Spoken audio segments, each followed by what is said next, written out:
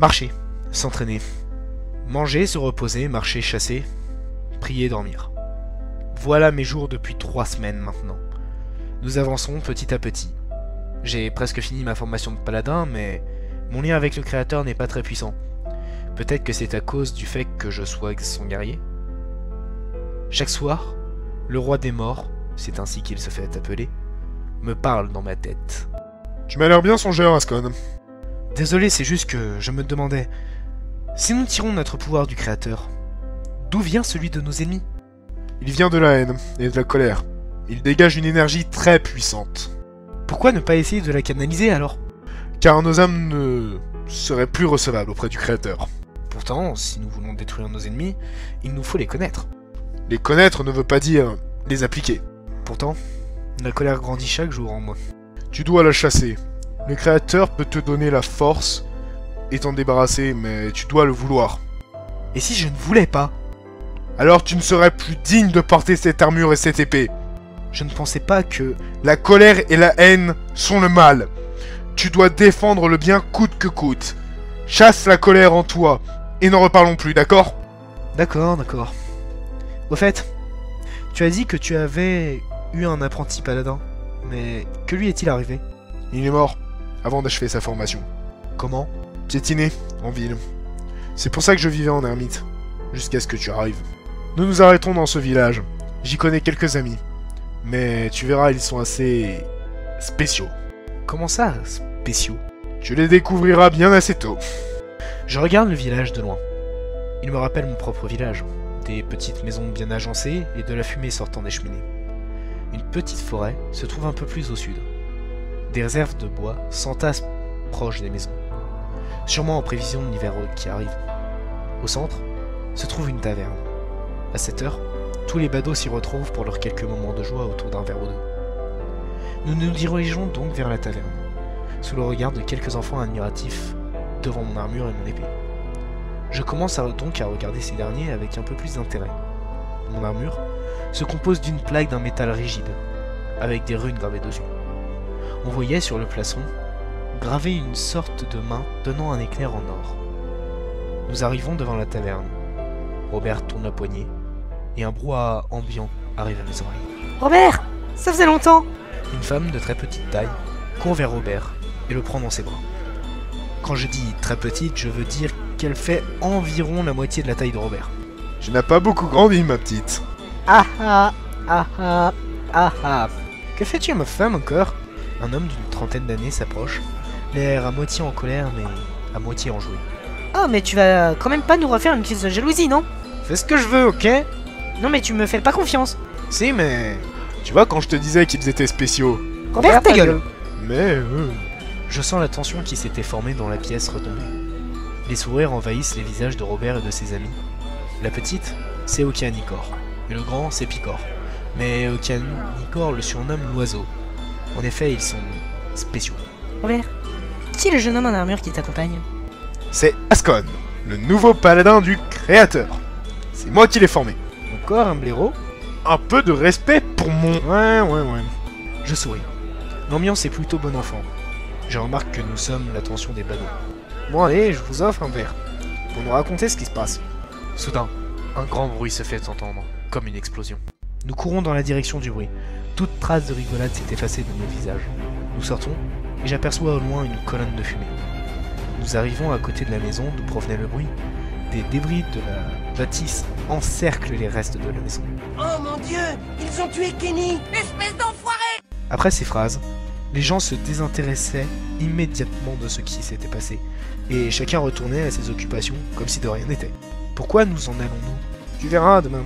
Retournons à la taverne et Robert commence à expliquer nos péripéties, soit mon sauvetage, mon entraînement, et notre début de voyage. Rien de bien palpitant en somme. Cependant, je sentais une certaine fierté dans la voix de Robert quand il parlait de moi. Et que t'est-il arrivé avant, Ascon? Je raconte encore mon histoire depuis le début. J'avais l'impression de ne faire que ça. Les visages d'Okeanikor et de Picor blêmissent lorsque je raconte mes rêves avec l'oncle Matthew Weason. Je n'ai pas fini de parler, mais je vois Okeanikor qui monte à l'étage. Continue, Ascon. On est parti préparer nos affaires. Je savais bien que l'on pouvait compter sur vous.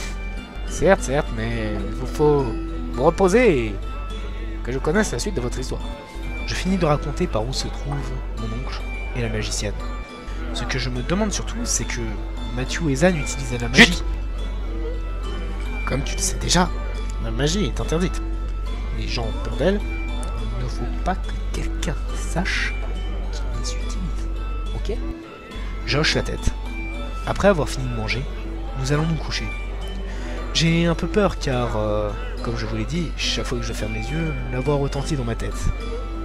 La haine que je ressens envers cette créature me tord les entrailles. Je sens la colère et une certaine puissance grandir en moi. J'essaye de me calmer. Cette puissance, elle est maléfique. Je prie et sens la chaleur habituelle se répandre en moi. La colère repart et je redeviens calme. Bien que cette puissance me tente, je ne peux pas y céder. Je crains de ne pas pouvoir me contrôler après. Finalement, j'arrive enfin à fermer les yeux. Et je n'avais pas tort. La voix reprend encore, mais avec une puissance plus forte. Tu te rapproches vite, petit homme. Bien trop vite à mon goût. Et tu es bien trop pur pour venir me voir. Ne refoule pas la puissance qui monte en toi. Ouvre-toi à elle. Je ne peux pas. C'est mal. Mais qu'est-ce que le bien ou le mal, Ascon? La vie est bonne, pas la mort ni la colère. Que sais-tu exactement de la vie ou de la mort? Vous avez tué mes parents. Voilà, nous touchons le fond du problème. Nous avons donc fait du mal à tes parents? Vous les avez tués. J'ai tout entendu. Es-tu sûr, Ascon? Que sais-tu vraiment? Je me souviens du feu, des flammes, des hurlements, de mon père et des supplications de ma mère. Du silence et de Mathieu. Nous as-tu vu, Ascon? Non, mais Mathieu m'a tout raconté. Vraiment? Non, mais c'est le frère de ma mère. Il n'aurait pas Et pu. pourquoi pas? Je refuse de vous croire. Mathieu est bon. La vie est bonne. Je bannis la mort et la souffrance. À bientôt, Ascon. Ascon, réveille-toi. La ville est attaquée. Prépare-toi. Tu vas livrer ta première bataille. Dehors, j'entends des cris, des pleurs et des bruits de combat. J'enfile mon armure en vitesse, récupère mon épée et sors avec précipitation de la taverne. Des centaines de cadavres marchent parmi les vivants et les tuent. Je dégaine mon épée et m'élance dans la bataille. Je tranche, je brise, je perce. Je défends avec ardesse le village et ses habitants. Je vous emmerde. Je rentre à ma maison. J'aperçois une bande d'enfants dans la mêlée. Je me dirige vers eux, mais un peu trop tard. L'un d'eux vient de mourir. Oh mon Dieu, ils ont tué Kenny. Espèce d'enfoiré. Cet enfant revit donc chaque jour et meurt aussi. Pauvre gosse. Ascon, derrière toi. Je me retourne au moment où un mort plonge sur moi. Il me désarme. Je sens l'odeur fétide de la laine du mort souffler sur mon visage. Dans ses yeux, je vois une certaine intelligence et aussi de la peur. Il essaye d'articuler quelque chose. Une flèche traverse la tête du cadavre. Je vois la lueur de vie quitter ce corps qui s'effondre sur moi à présent. Je pousse donc le corps sans vie. Ascon, viens voir vite. Je regarde vers Picor. Il se tient debout devant un corps ensanglanté. Je reconnais la toche de Robert. Je me précipite vers lui. Il respire encore faiblement. Me voit et sourit. Je crois que c'est la fin. C'est la fin pour moi. Le créateur me rappelle vers lui. Regarde-toi. Tu es devenu un vrai paladin. Tu ne peux pas mourir. Pas maintenant. Il n'y a pas de mort. Il y a le paradis.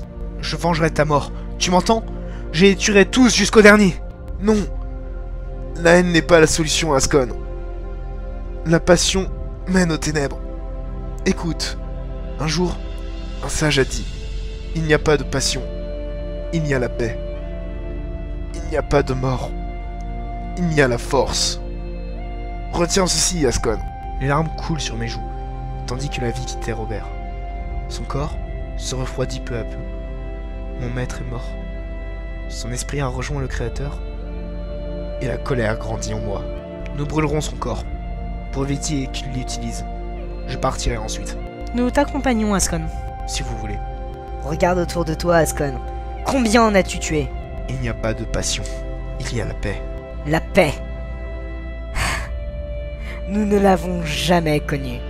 La colère te donne la force. Utilise-la. Il n'y a pas de passion. Il y a la paix. Tu te crois vecteur de la paix? Regarde autour de toi. Les cadavres ressemblent-ils à la paix? Vous les utilisez. Ils sont morts. Et qu'y a-t-il après la mort? Il y a le Créateur. La paix n'est que mensonge. Il n'y a que la passion.